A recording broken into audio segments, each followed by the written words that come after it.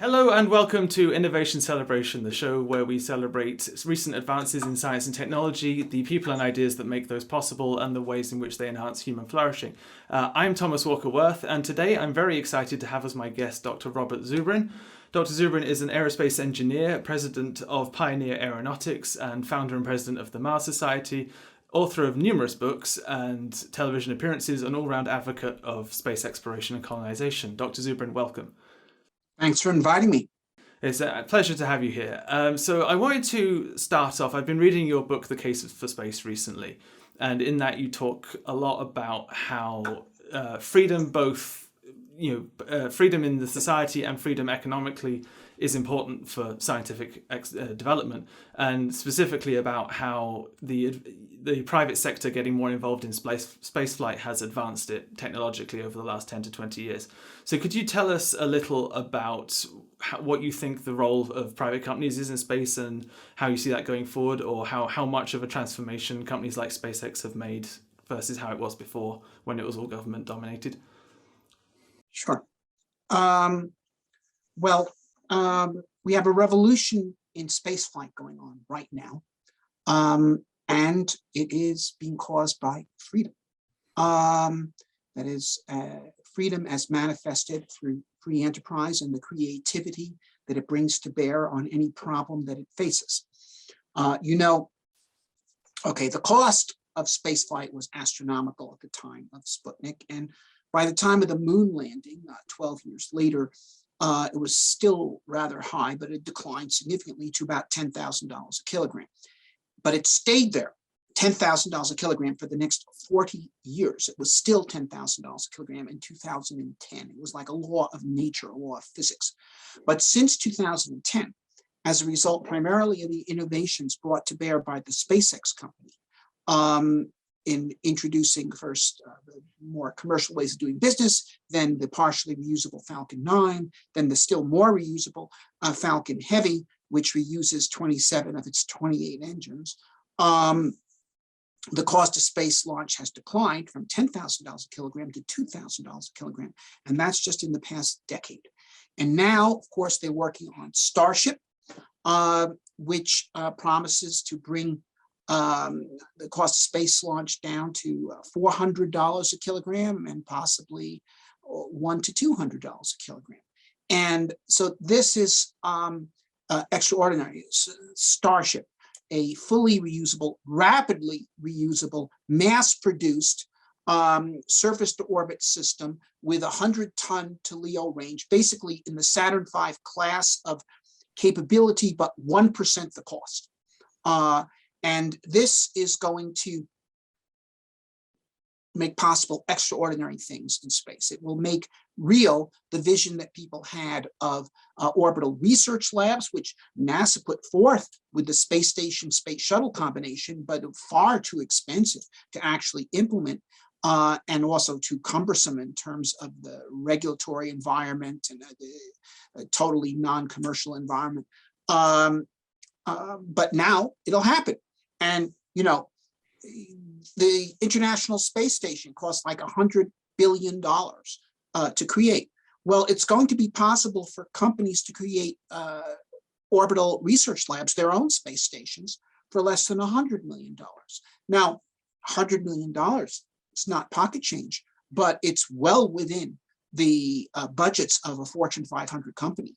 So we'll have a Pfizer orbital research lab, and we'll have a Hyundai orbital research lab, and so forth. And there'll be dozens of these things where companies can take advantage of the zero gravity and hard vacuum environment of space to do all sorts of innovations, ranging from pharmaceuticals and fiber optic cables that are far better than anything that can be built in gravity, to even fusion power, because one of the main costs of fusion is the large vacuum chambers that are required.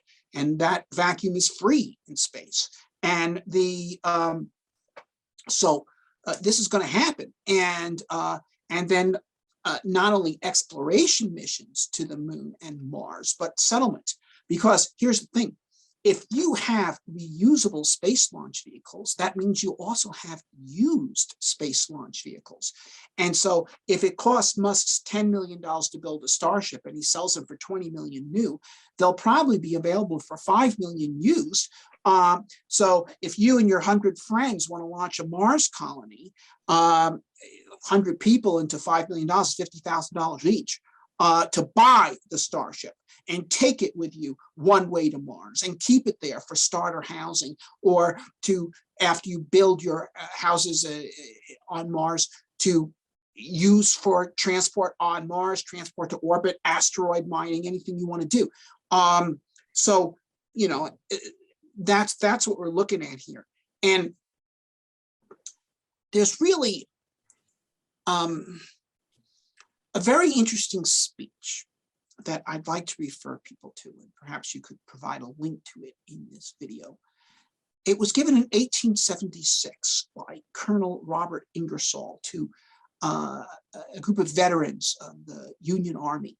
And this speech is known as the Indianapolis speech or the Vision of War speech. And he contrasts slavery with industrial progress.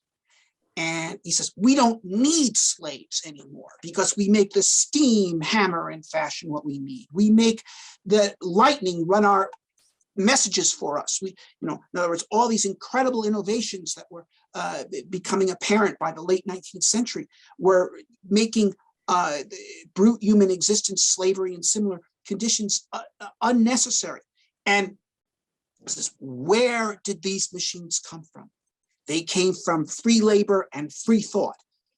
Free labor and free thought has given us all the machines, okay?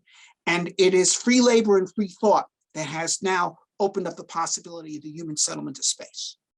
Yeah, there was a wonderful quote in your book. I think it was to the effect of, there are no natural resources. It's human beings that are resourceful. It's human industry that creates resources. Correct. There's no such thing as a natural resource. There's only natural raw materials. It is human creativity that transforms materials into resources. Land was not a resource until people invented agriculture. And the size of that resource has multiplied as our agricultural technology has advanced. Oil was not a resource until people invented oil drilling and refining and machines that could run on the product. You know, no general staff of, say, Napoleon Bonaparte contemplating conquest of some country would have figured oil into the resources of that country. Okay, it didn't exist for them as a resource, to say nothing of uranium or even aluminum, which was unknown to science until the 1820s and unknown to the public in any significant way until the 20th century, because even though aluminum is over 10% of the Earth's crust, you can't extract it from aluminum oxide until you have electricity, okay? Right. And so forth. So it is creativity that creates resources, and the resources of the universe, in fact, the resources of the Earth are infinite. But the thing is that has to be shown to people, because the main threat to human existence today is the thing that caused the catastrophes of the 20th century, which is the conceit that resources are limited. So there's not enough for everyone, and we need to take what's there for ourselves. Okay, but if we can show this in this very sensuous way that is possible by opening up space to human settlement and development, then it becomes clear that there's no reason killing each other, fighting over provinces. When working together, we can open up planets.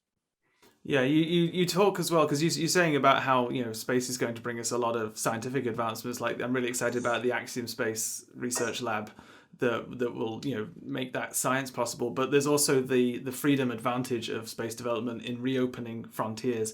I wrote about this recently because, you know, we live in this society, this on a planet now where there is no land that's not under the control of a state that usually heavily overregulates, strangles innovation, and there's no new place left on Earth to do what the United States did, which is, you know, set up a new kind of society, a freer kind of society. But Mars and other celestial bodies offer a chance to do that again. And you I think you described Mars as a potential was it hot cooker for innovation or pressure cooker for innovation, like just Sure. because of the ways that people there would have to adapt to that environment. So could you talk a bit about how space exploration might enable good ideas to thrive again? Okay. Well, frontiers are drivers for innovation because they are places where people are forced to innovate and where they are free to innovate because they are more distant from authorities that might restrain such innovation. And the American frontier was a tremendous driver for innovation. And in addition to all sorts of challenges coming from the environment itself, one of the most obvious challenges of the American frontier, which will be present in far greater magnitude on the Martian frontier, is a labor shortage. Okay. Now, labor shortage is very good for workers. It means high pay. Okay. And high pay, however, then means for employers the need for labor-saving machinery, the need to multiply the capacity of individual labor in order to be able to deal with this. And so in 19th century America became famous for its gadgeteering in the way of labor-saving machinery, which of course then multiplies the productivity of labor and therefore leads to higher living standards. And this not only allowed for the settlement of the American frontier, it benefited the entire world because inventions made anywhere sooner or later come into use everywhere. And, by multiplying how much each person can produce, you multiply how much each person can consume. And therefore, it's directly the cause of rising living standards in the 19th and 20th century. Now, Mars is going to have a labor shortage that makes the American frontier look very tame indeed. And so there's going to be a tremendous drive, not only for labor-saving machinery in the conventional sense, but automation, robotics, artificial intelligence, all these things that multiply the capacity of individual labor and multiply the diversity of skills in the case of artificial intelligence that a single person can deal with. And so these inventions that will be absolutely necessary to meet the challenges of Mars will have extraordinary effects in terms of advancing human society on Earth. And furthermore, I think there'll be other things. There'll be social innovations, which we even saw on the American frontier, actually, if you want to know. Women first were allowed to become school teachers on the American frontier because there was a labor shortage and you couldn't find a man to do. But if a girl was literate, have her teach school. And then this propagated east during the labor shortage of the Civil War. And of course, we saw this during World War II when women started engaging in many professions that previously had been reserved for men, and that expanded their opportunities. On Earth today, what is the primary form of oppression as practiced in advanced countries like the United States and Britain, Europe? Okay. I believe it is oppression of the uncertified. That is, these societies have erected all sorts of barriers to people to participate in professions unless they have various college degrees and other certificates, which take a great deal of time and money to obtain. And therefore, they tend to exclude people who could do a certain job from doing those jobs. And it keeps them down. And on Mars, they won't be able to put up with that kind of thing. And so you'll see a much greater freedom to be able to practice your talent without first paying a poll tax to get into a profession of putting aside 4 years of your life and various tuition fees and other expenses in order to be allowed into the club. So this will be demonstrated on Mars. Now, I have to say the following, that Mars cities will be founded by people with very diverse ideas on what the proper social form should be. And the Mars Society recently published a couple of books, one entitled Mars Colonies, the other one entitled Mars City States, of people designing 1,001 million person Mars city states. And we published them in collections, and you'll see a very large diversity of views as to what the ideal social form of organization should be, ranging, for example, from social democratic to quite libertarian, and some others. And people will try all these things, okay? The ones that work will draw immigrants, okay? The ones that afford people the best way of life will draw the most immigrants. The ones that deny people the opportunity to exercise their creativity and talent will not attract immigrants, they will die. This is why extraterrestrial tyranny in the long term is impossible, because no one would move there, okay? So not all ideas are going to be good, but they'll all be given a try, and they'll be sorted out. It's a natural selection. And the best ideas, the ones that attract the most immigrants, these will become the largest Mars cities, and the example to all others, not only on Mars, but on Earth, okay? Yeah. The founders of the United States called our system a noble experiment. Now, they were implementing the ideas of 18th century liberalism, which were well known in Europe, but there were already too many existing power structures there that you couldn't actually give it a try. Well, we gave it a try, and it worked well enough that millions of people voted with their feet to come here. We became ultimately a superpower, and an example of basically the kind of thing a modern society needed to be. Yeah, and you need to have that freedom of people to be able to move where there's enough freedom for them to innovate. And we've been talking about SpaceX's advancements, but that's only been possible because Elon Musk, born in South Africa, was able to move to the United States where he had the freedom and the resources, which in turn is because of the freedom to be able to do what he's done. We on an earlier episode, we talked about the Afghan Girl Robotics Team, this group of young women in Afghanistan who built robots and entered them into competitions. And there was a big push when Afghanistan fell apart last year to get them out quickly enough so that they could continue to do that, because obviously under the Taliban regime they wouldn't have the liberty to, as women, to do that kind of work. Thankfully they're now in Mexico and they can. But it just shows you need that freedom to be in the place, and so there's a kind of an interdependence between freedom and innovation. Yeah. Isn't there? You need yes, one. the case for space is freedom. Freedom will give us space, and space will give us freedom. Yes, yeah, no, it's beautiful. Going back to SpaceX for a moment and reusability more specifically, to get back onto the technological side of it. I like to use the metaphor of the way that NASA and other national space agencies operated before was basically like if every time United Airlines flew from London to New York, they threw away the plane at the end of the flight and built a new one for the flight back. And why did it stay that way? In the 1960s, that people expected that Mars colonization by the 80s.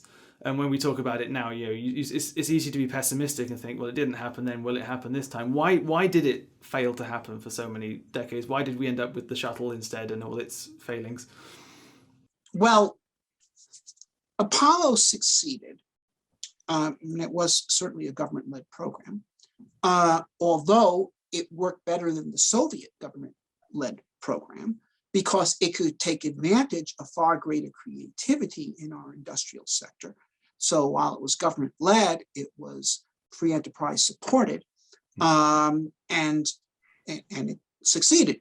However, the political class we had in the 1960s was of very high quality. They were people who had been tested in war. John F. Kennedy was a torpedo boat captain in World War II. And the people who got us to the moon were either the same people or the younger brothers of the people that won World War II, and had an understanding of how to work together to lead and deliver enormous projects. And it was bipartisan, and it was significant. And but the political class deteriorated since that time. You know, Joe Biden or Trump do not compare to John F. Kennedy. Boris Johnson doesn't compare to Winston Churchill. Macron does not compare to Charles de Gaulle. This is a different generation, and these are Lilliputians compared to the people who did Apollo. And without extraordinary government leadership, you couldn't do it. And the leadership by the 1970s had sufficiently decayed that the program was abandoned. They couldn't understand what they had done. Nixon scrapped the fleet. It was like Ferdinand and Isabella, greeting Christopher Columbus coming back from the New World the first time and said, "So what's so important about a new world?" And get lost, Chris. So that's what happened. So now, of course, many of us, I was born in 1952. My father, all my uncles served in the war. Every male friend of theirs served in the war, and they had come back and they had won, and not only won the war, they had won the peace. We had turned Japan and Germany into democracies. We just fixed the world. And then we built the interstate highway system, and we used atoms for peace, nuclear power, and then yes, Apollo to the moon. And growing up, we had a sense, well, we can do anything, okay, and through the government, we can do it.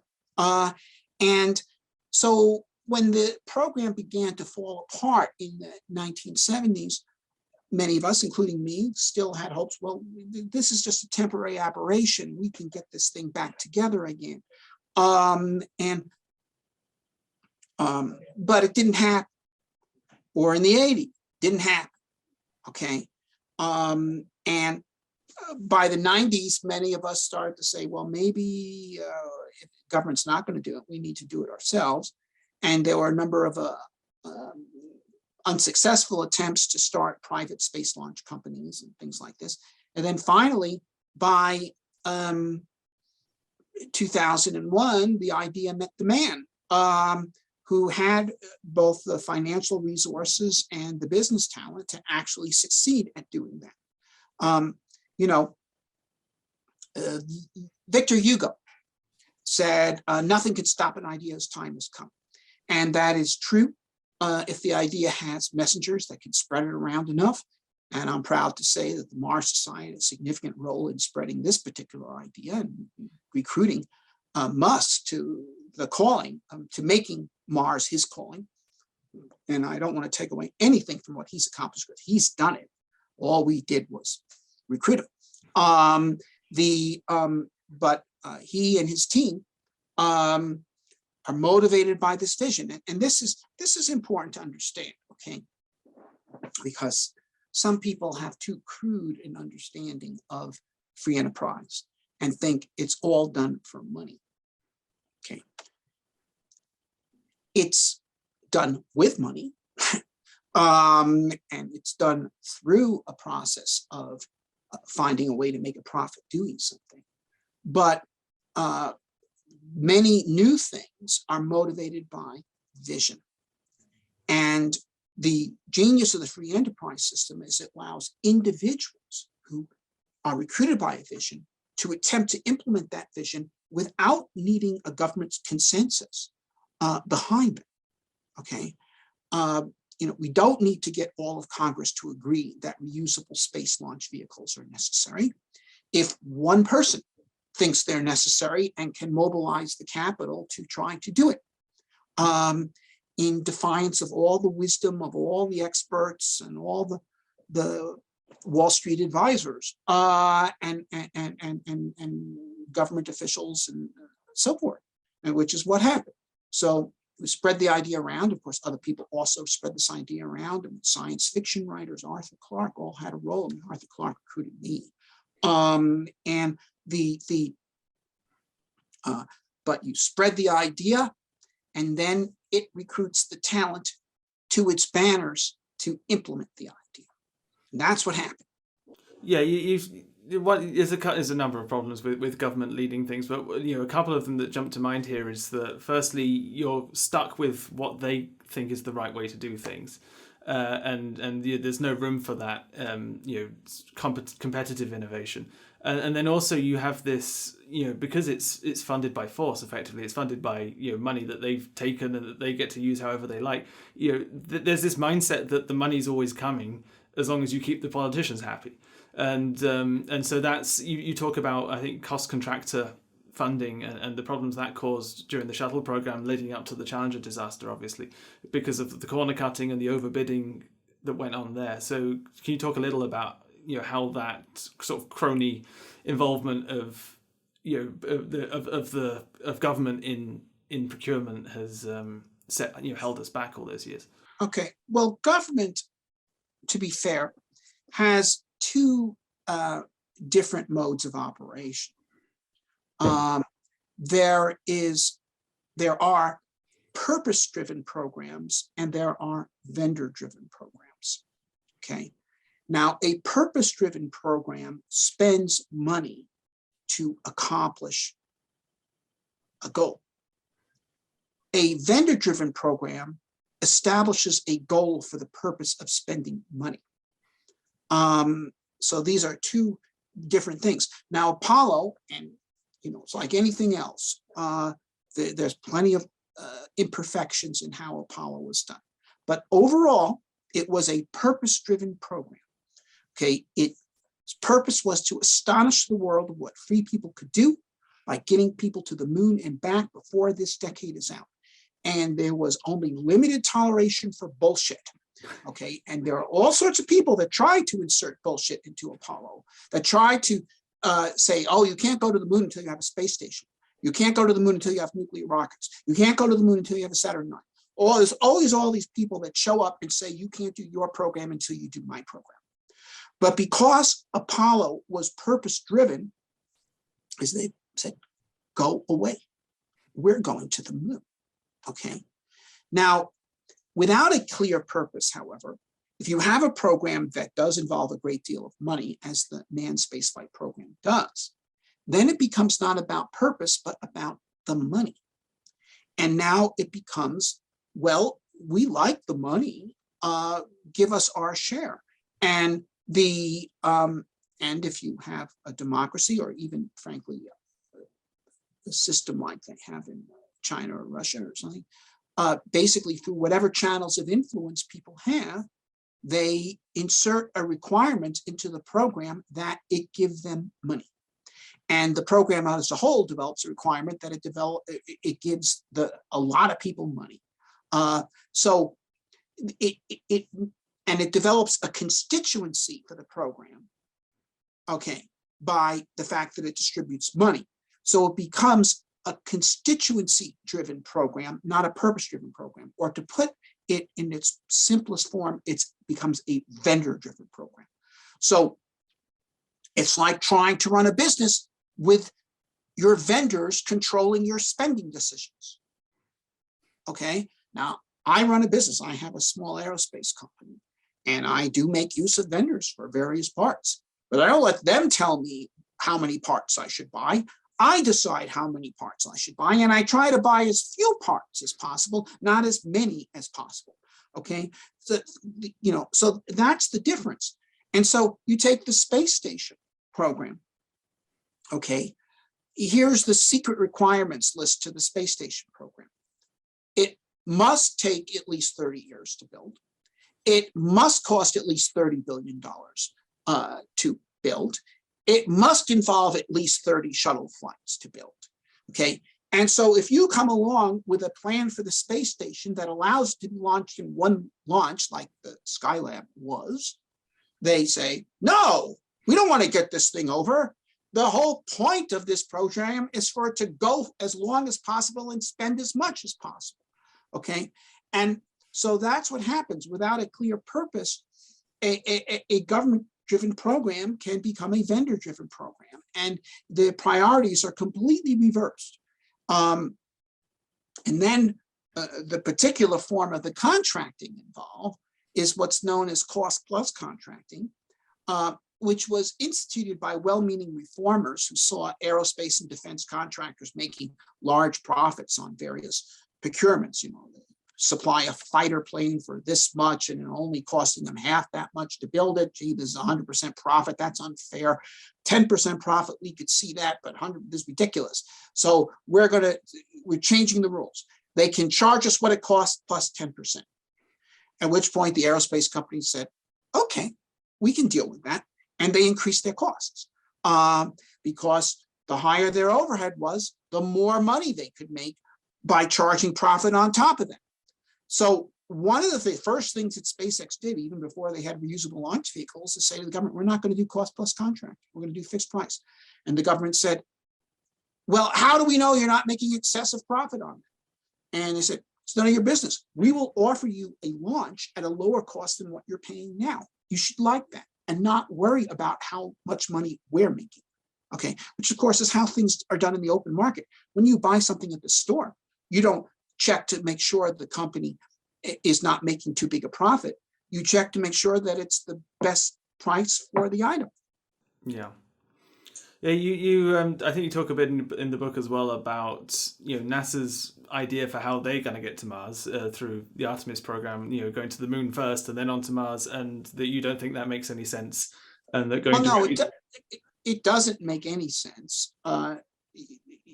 You don't want to go to the moon on your way to Mars. Even if you had a moon base right now, you wouldn't go there on your way to Mars. Even if they had rocket propellant available on the moon for free for anyone who wanted to drop by, it still would make no sense. It's like, you wanted to fly from, London to Paris, and someone says, well, why don't you stop off in New York on your way? And we'll refuel your plane for free. It's still totally stupid. But of course, the idea here of this plan is not to get us Mars as quickly and cheaply as possible, but to use Mars as a vision to justify all sorts of other costs that are unnecessary to go to Mars or for any other reason. Yeah. No, so that gets back to that fault, distorted motivation again. I want to switch gears a little and talk about what I think Frederick Bastiat would call unseen effects of space activities.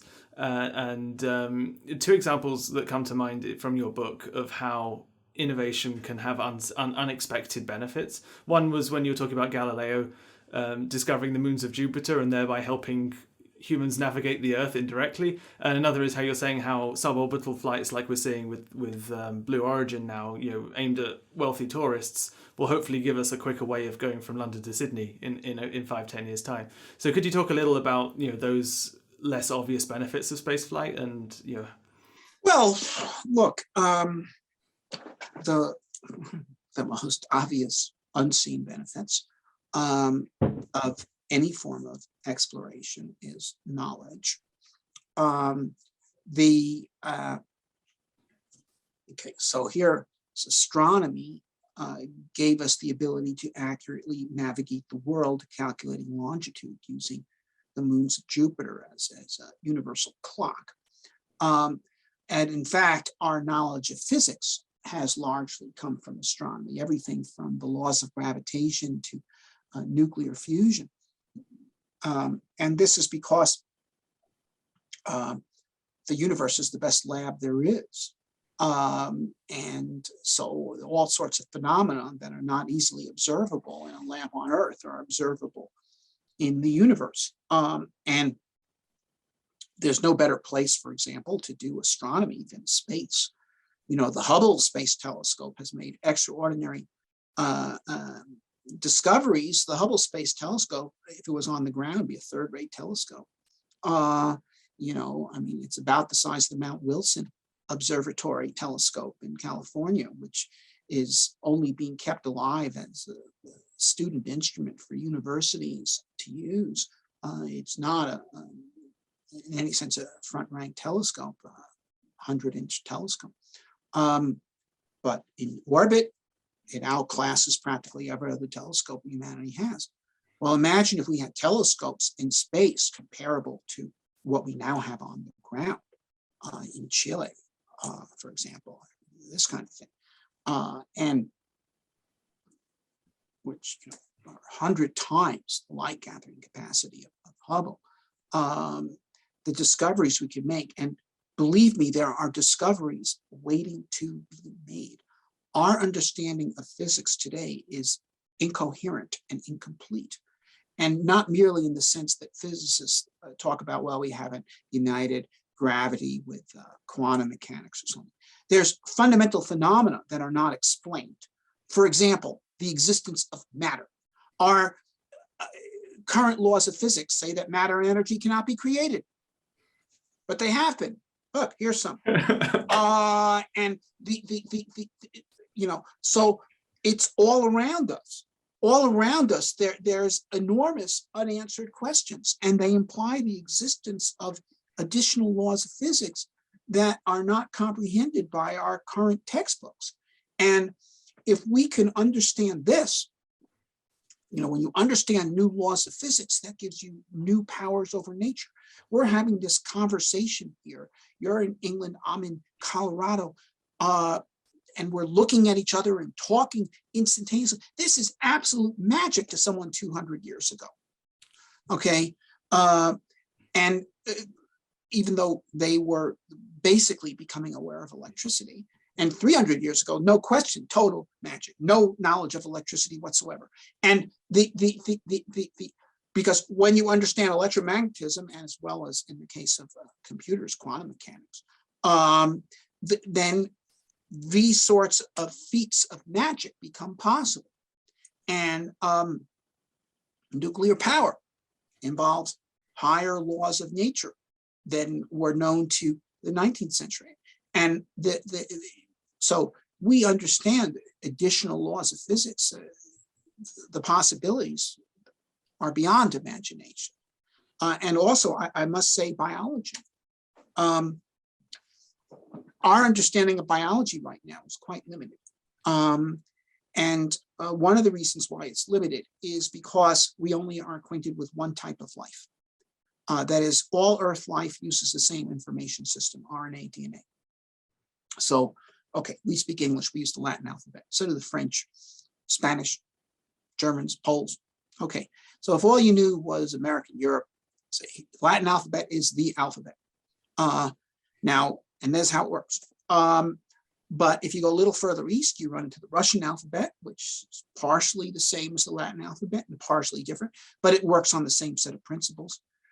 You could also go to the Middle East and you run into Hebrew and the Arabic alphabet, which look completely different than our alphabet, but still work on the same set of principles, phonetic principles, because in fact, they have a common origin in Phoenicia with the Latin and Cyrillic alphabets.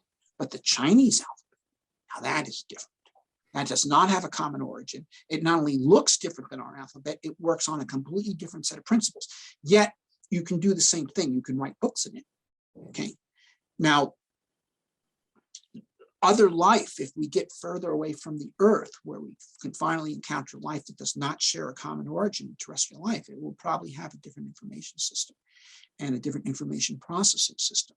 And what life is nanotechnology. Life is self-replicating micro machines. That's what it is. Now we've started to learn how to read the genome and even program it, to program bacteria to produce various synthetic substances and this sort of thing. Well, imagine if we had a much wider variety of information systems and information processing systems available to us in this art of nanotechnology that is going to become a reality in the 21st century. The capabilities it offers are enormous. So space exploration leads to discoveries that can absolutely revolutionize human existence. Yeah, it's a wonderful encapsulation of how important science is for human flourishing and human growth. You mentioned Hubble, and obviously, Hubble launched in 1993, I think, several years later than it was supposed to be. But it was a costly shuttle launch it's extremely expensive to build, costly to get into orbit. But if we can get to a situation where you have companies that are running orbital habitats or asteroid mining stations for commercial purposes, suddenly the ability to do science in space gets a hell of a lot easier and more realistic.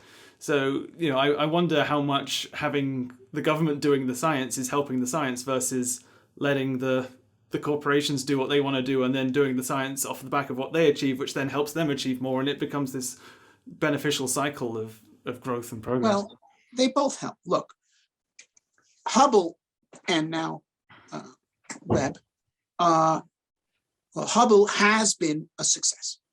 Okay, it's been an enormous success. And the Hubble program, once again, with imperfections, so forth, nevertheless, it is clearly a purpose-driven program. Okay, the purpose was to do astronomy in space.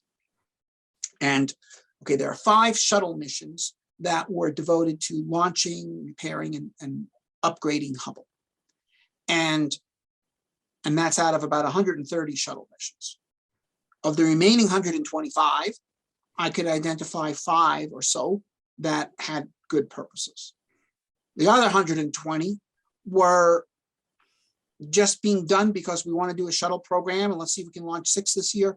And we got to keep this program running because there's a lot of people, that's where their jobs are. They need this program to buy groceries.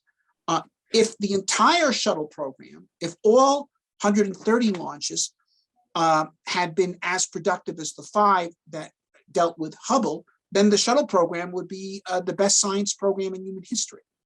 But the shuttle program was only incidentally purpose-driven when the people who did have a purpose in mind managed to get part of its activity on their behalf. And of course, the Hubble has served as a demonstration of what space astronomy can do. And so, once it becomes easy to reach orbit, I think, the Keck family, for example, the wealthy donors of astronomy, probably start funding space telescopes. We'll have extraordinary numbers of space telescopes of different kinds, different parts of the spectrum, different locations, all sorts of reasons to have lots of different kinds of space telescopes, as well as much bigger space telescopes. So this is going to happen. So, I don't want to say that the government can never do anything useful. The government has done useful things when it's had a clear purpose that was legitimate. Sometimes that's chosen intentionally, and sometimes it's chosen coincidentally. But it sometimes does happen, and they got a lot of money to throw around, and sometimes it's spent well. Yeah, one of my not colleagues, most of the time, but sometimes. Yes. Yeah, one of my I've got a couple of colleagues and friends who do another podcast called The Hero Show, where they look at historical heroes, and they did one about Apollo 11 specifically, and remarked on how it was probably one of the few times that a government program really has delivered value for money to the taxpayers who paid for it. So I sort of want to wrap up now a bit and talk about one other aspect of why space colonization is important, and that's what I think Elon Musk describes as backing up the species, like securing our future by being a multiplanetary species. So could you talk a little about how space is important for our survival as a species? Yeah, I will. Although my take on this is somewhat different than Musk's, because Musk's talks about a backup for the species, additional components so that if Earth is destroyed, humanity can carry on. In my view, okay, just to be clear, and perhaps I'm misinterpreting Musk's saying, but I'll just make it clear and say it's a straw man that there are people out there who say, we need to have some people elsewhere to survive us if the Earth is destroyed. That's not my position. We're not going into space to desert the Earth. We're going into space to protect and increase the potency of human civilization. As far as asteroids is concerned, if you want to divert them from hitting Earth, the only way to do that is to be spacefaring, because they're massive objects. And if you're going to divert them, you got to divert them when they're far enough away that a little push can make them miss. Okay, it's like if somebody is trying to shoot something, if it's right in front of them, you have to push the rifle really hard to make them miss you. But if it's 300 yards away, the slightest push will throw the aim off. And okay, so human survival depends upon us being spacefaring. Now, Sagan, who I knew, used to say all species become either spacefaring or extinct, and that is true. Okay, because the Earth is in space. Okay, let's make that clear. Earth is in space, and everything in space is moving around at very high velocities and occasionally crashing into each other like kids in the bumper cars at the carnival. And except it's a lot more consequential when they crash into each other, and it can cause mass extinctions. And so we have to be able to, so we won't survive if we're not spacefaring. But it's not just survival, it's flourishing. Because look, what's the point? Why is it important that humanity become spacefaring civilization? So we can establish new, additional creative branches of humanity. If we do what we can do in our time, then the humanity of the future will be as grand in comparison to us today as we are compared to our distant ancestors, who were a group of tribes living in the Kenyan Rift Valley. By leaving the Kenyan Rift Valley and going out globally into diverse environments to which we are not naturally adopted. Okay, we are not adapted to live in Europe or Asia or North America. Okay, because we are tropical animals. That's why we have these long, thin arms with no fur. Okay, so to live here in Colorado, I gotta wear this flannel shirt. Okay, and yeah, so do you. Okay, so we invented clothing and fire and houses and actually language, because we needed to engage in big game hunting, which required much more effective communication between people. And also to develop all sorts of other technologies require spoken language and ultimately written language. So we became, from a group of tribes in the Kenyan Rift Valley, because humans are not native to the Earth, we're native to the Kenyan Rift Valley. We are not native to where most of the places we're living in. 200 nations across all continents, different language, literatures, multiple contributions to ideas, technology, invention. Well, we go into space. Then 300 years from now, there will be not only city-states on Mars, there will be new nations of people on planets orbiting stars in this region of the galaxy. Thousands of new nations with new languages, new literatures, new ideas on human social organization. Vast contributions to technology and invention that will be shared across interstellar space. New heroes, new stories that will inspire people to do ever greater things. And that is something grand and wonderful. We're talking about creating a grand human interstellar civilization. That's why this is. And that's the ultimate value of it, but it also has near-term value of it, because if your vision of that, the Star Trek future, if you will, if you understand that that is what is possible, okay, then that affects what happens in the near term.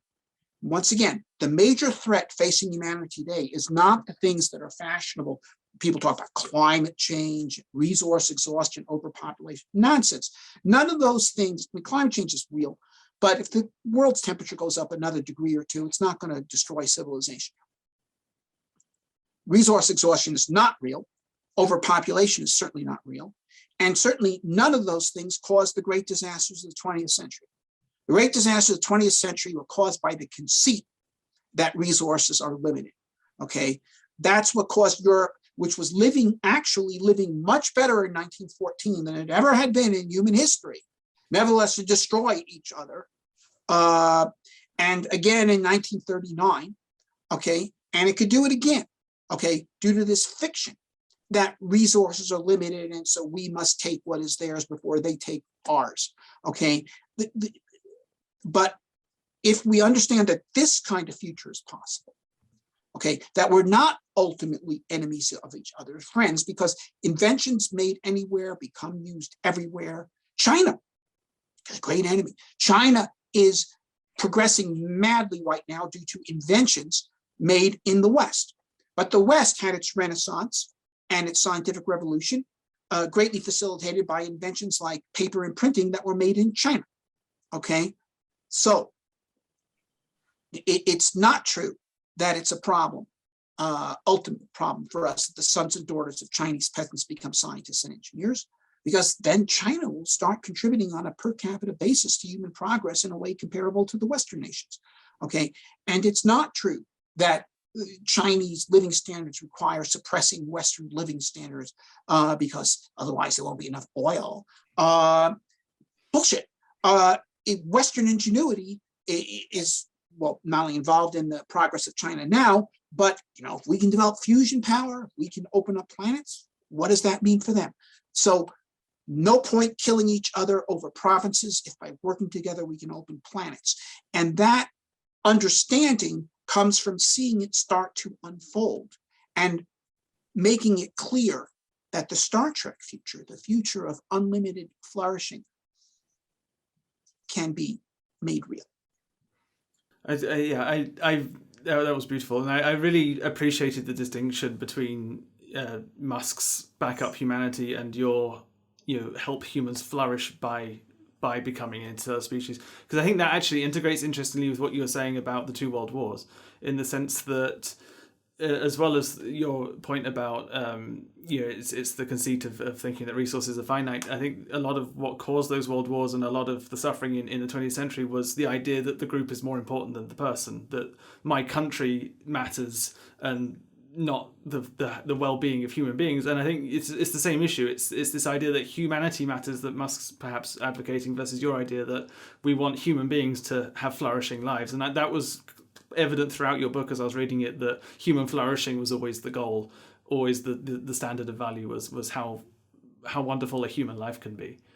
Right. And this idea of going into space to escape a catastrophe on Earth is really defective, and obviously it's offensive to the vast majority of people who would be left behind. But it's also absurd because, let me tell you a story. There was this German businessman who served in the trenches in World War I, and but he survived, but was scarred by the experience. And he knew very quickly in the 1920s that another war was coming. So he figured he would get his family to someplace safe. So he sold all his assets and moved his family as far away as possible from where the next war would be, and built a nice house on Guadalcanal, in the South Pacific, okay, which, as you may know, was one of the most intensive locations of fighting in the Pacific War. That's a true story. Okay, so nobody's going to escape a catastrophe on Earth. We got to prevent the catastrophe on Earth, and we're going to do that by greatly enhancing human flourishing, by revolutionizing human existence to make ourselves a spacefaring species. Yes, that's a brilliant conclusion, and thank you so much for this very human flourishing oriented discussion, and it makes me optimistic in many respects. When we've got this looming Russia-Ukraine situation going on in the background, it's nice to have a positive outlook on human future that's really driven by the right ideas. So thank you very much. Thank you.